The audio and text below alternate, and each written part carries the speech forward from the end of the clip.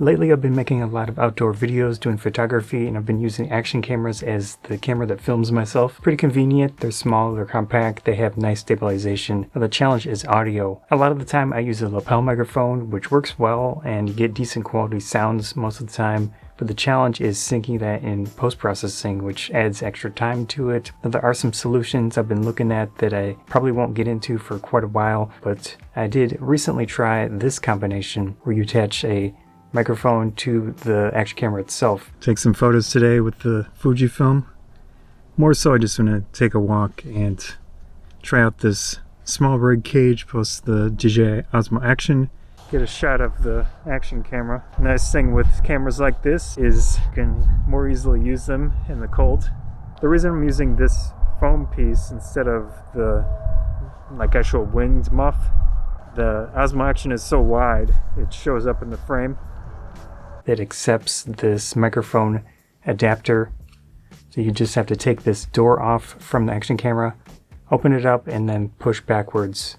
It'll pop out. It's only being held by the USB-C port. Not ideal, but it works. In the case of this specific cage, there are some screw holes which you can use to help keep this attached. You have this nice thin cable for the audio itself, which is pretty flat and that works well. Wrap it around once to the microphone and attach it to the back. This specific microphone is a JCC SGM-V1. This microphone does come with a large dead cat windmuff, whatever you want to call it, but it does actually show up in the frame, so couldn't use this with the tests that I did out on that Photowalk. In this case, this foam isn't as effective, which you'll see in the video, but it did help a little bit, which is nice. Nice solid metal cage. I have this in program mode with the tracking feature for focus, so I'll pick a spot and then take a shot.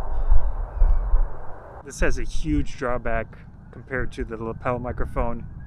The wind might be ruining this video right now, but besides that, I can't be away from it. I have to have it straight up in my face. Let's try to get some of this ice over here.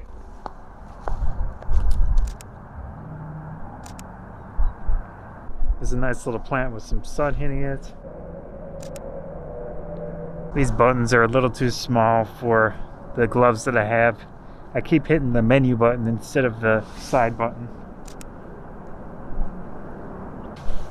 I do have the ultra wide view on, which it doesn't really change much with the Osmo Action. I'm always trying to find new ways to do these videos. I don't think this is going to work, honestly. A lot of drawbacks to it. It's simple, but audio is important, and it restricts what I can do.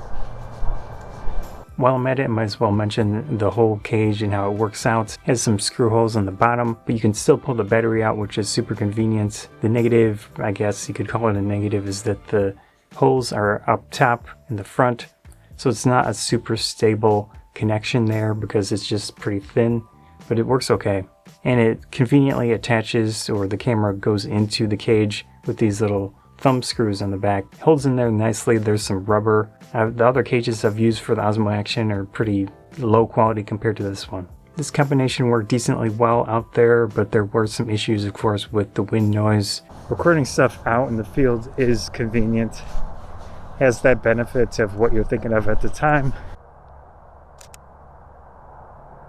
The main reason I got this cage with the microphone adapter is that if I do get into the timecode stuff, you can push the timecode in through the audio, so you have a track with timecode information in it, and then you quickly convert that into something that your editor can use. So I'd probably do the same thing with the GoPro to get that set up. The main thing is just getting the timecode devices. Each little thing is $200, and then the lapel recorder's $350, something like that.